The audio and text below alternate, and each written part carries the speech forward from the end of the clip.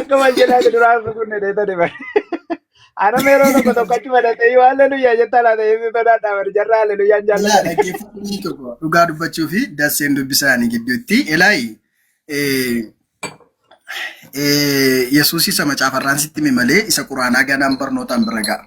Sigalee isa Yesuus inni macaafarraa ofii Phexrosin iyyuu maal jedheeni namoonni waa'ee koo maal jedhu jennaan inni kaan barsiisaa dhadhanii inni kaan immoo raajota keessaa isa tokko dhanii. Haa ta'u Phexros maal jettannaan ati ilma waaqayyooti jedhaniin. Isaan iyyuu waaqayyootti hin jenne ilma waaqayyooti jedhani. Ilmi immoo namummaaf kan kennamu malee waaqummaaf kan kennamu illee miti.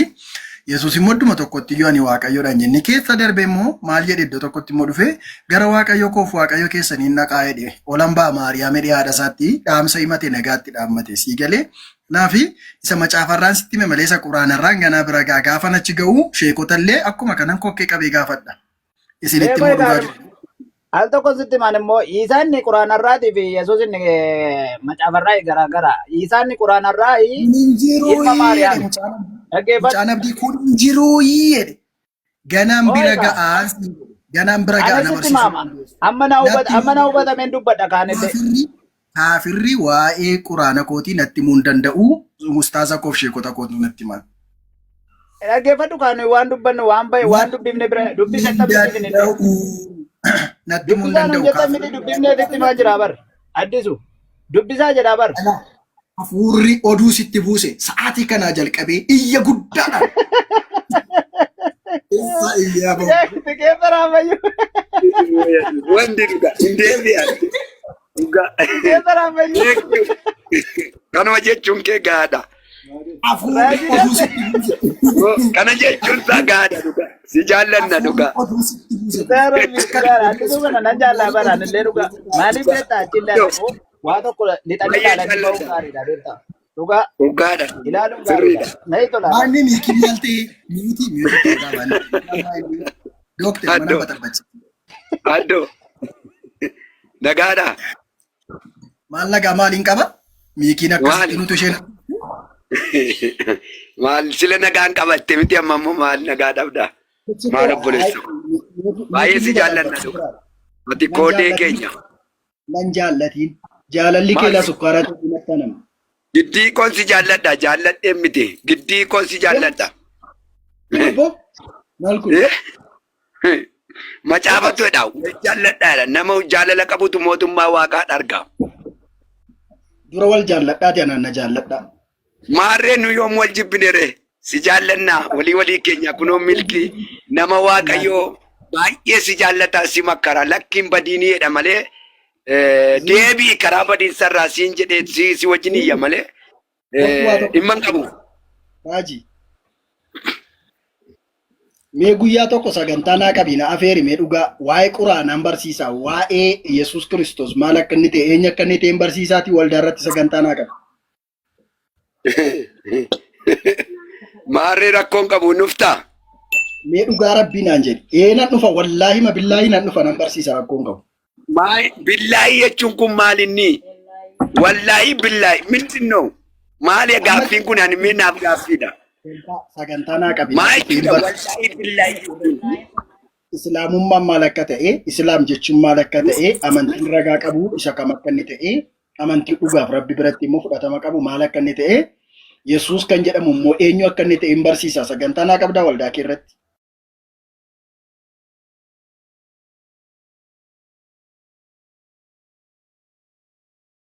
Itti kun maalidha hiiktisaa? Manaan kan. Rabbi tokkicha jechuudhaa fi yookaan immoo isaan ragaa ba'uudha bakka waan biraa miti. Hiikkaa qaba. Billaahi jechuun hiikkaadha. Hiikkaa qaba. Hiikkaan samaayini. Mee jarri keenya isin gidduu jiru gaafadhu mee hiikkaasaa. Billaahi jettu kun hiikkaa guddaa qabdi. Ofitu beekaa natti himee. Gaafadhu kaa jara keessanii. Isan beeku sitti meera, isan baradhe sitti meera. Wallaahi jechuun rabbiin kan bakka bu'u maqaa rabbi sanaan immoo ragaa ba'uuf dhugaa ba'u jechuudha bakka. Waa'ee Yesuus moo maal lallabda ishinatti? Sinaffeera. Waa'ee Yesuus maal ta'uu isaa lallabda? Maal godhe Yesuus kun? Eshi gaafan jalqabu akkas jedheen gaafatu na waamu. Nagaan nageenyi rabbii isinirraa jiraatu hin jedhaan.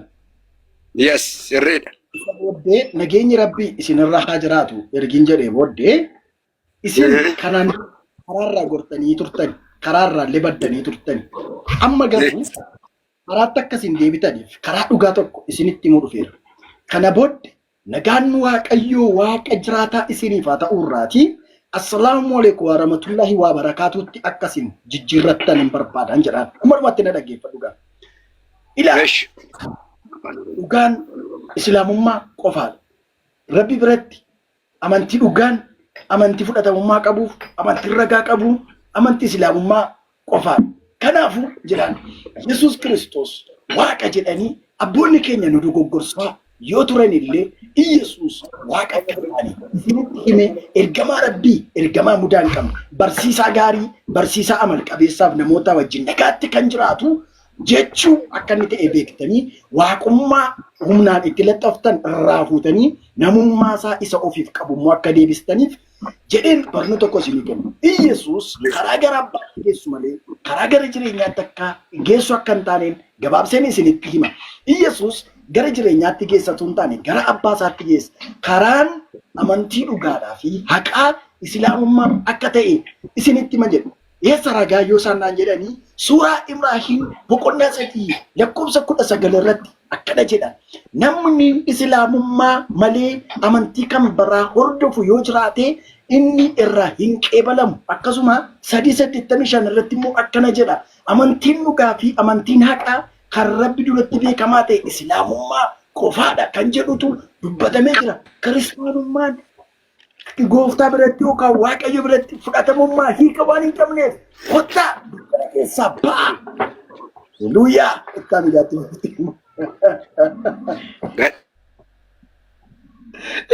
liiqinna kolfisiisaa arti baay'ee.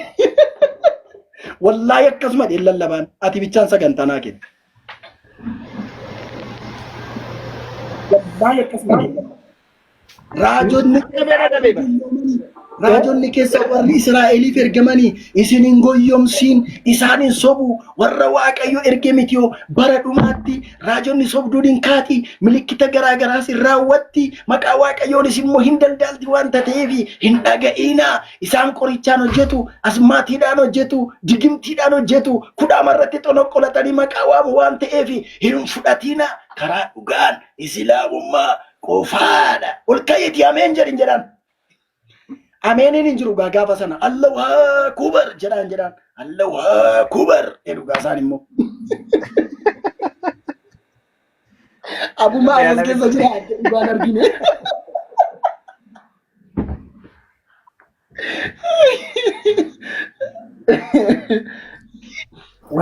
Tokes fudhanne waldaalee fudhanne wangeelaas fudhanne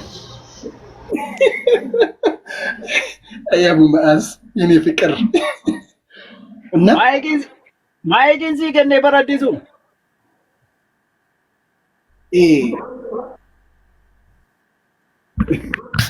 Lubira rafar tibo akka jirtuun wangeelaa watalle wangeela qofaan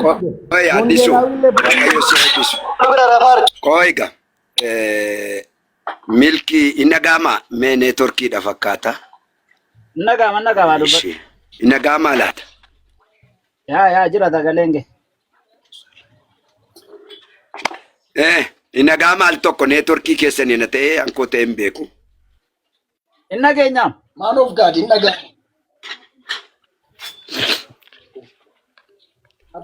abu ma sitti ko qophaa jira la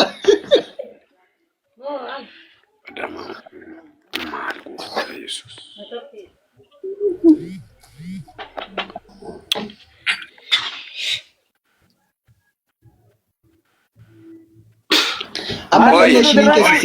fudhatta no rakkoon qabu wangeela oganaa fudhatta inagama thank you wangeelas ganaa fudhatta waaqayyo si haa eebbisu fudhatta wangeela akkatti fudhattu beekamaadha addisu baay'ee kabajami hundi keessanuu kabajama baay'ee sin kabajaa sinan jaalladha karaa dhugaadha ka inni karaa dhugaan akkatti inagamu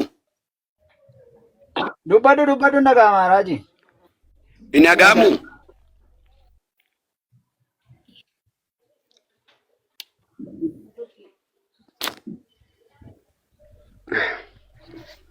Amma nagama. Ko sambatu marranu jala arta.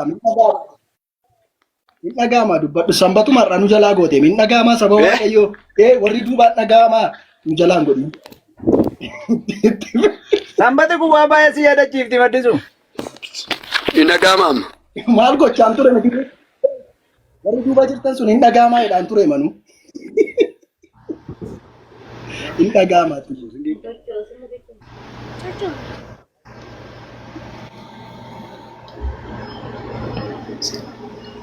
Abumaas leenca fakkii nama Abumaas himatamuu qabdati kaawunsilii cheerchii irratti himatamuu qabda.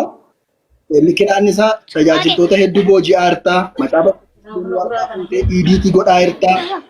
Sababii keetiif namoonni baay'een immoo kiristaanummaa keessaa ba'aniitu dhufanii harka kee irratti kufaa jiru waan ta'eef himatamuu qabdati. Himatamuu qabda si shakkineerra. Eesh baay'ee gaariidha. Baay'ee gaariidha. Amma karaa dhugaan addoo nagama. Nagamaan kan murachiisu.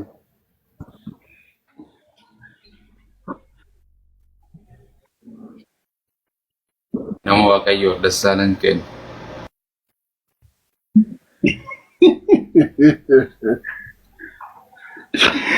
Abumaas qubna gara hin galchitamu galchitu macaafa namaa. Guyyaa isa xumuraa malee hin galchu. Guyyaa firdiidha. Hin galu. Humna eenyuutiin hojjechaa jirtati waan kana. Aaboon hundi TikTok irra golgoleeffamtee nadda barfamtee jirti. Afurri Quraanaas kan Wangeelaas golgoleessee guyyaa boru narraa fudhata Waaqayyo abbaan. Amma biyya lafaa irratti naa kan namni irraa fudhatu hin jiru. Assalamu alaikum warahmatullahi wabarakatuh. Abu Mal. Alaikum salam. Abbo subii finke deema subii salaatu bar subii dabar wallahi subii sa'a fudham la ilaha subii bar oporo Nagaa Musa. Yaddaallo. Addisu. Kumaas Maali wannaati dhugaarra carraasii asii waliin argatee qalduu kootti hin gammadee guyyaan irraa guyyaa gammachuuti waan ta'eef. Suudi maayette ndeemee suudi. Herende Abumaas. Abumaas salaatan. Suudi. Mee raajota kanneen qoyi raajota madhuguma. Bakka yoo ani gal connection ni godhadha baadha. Iddoo ani jiru connection.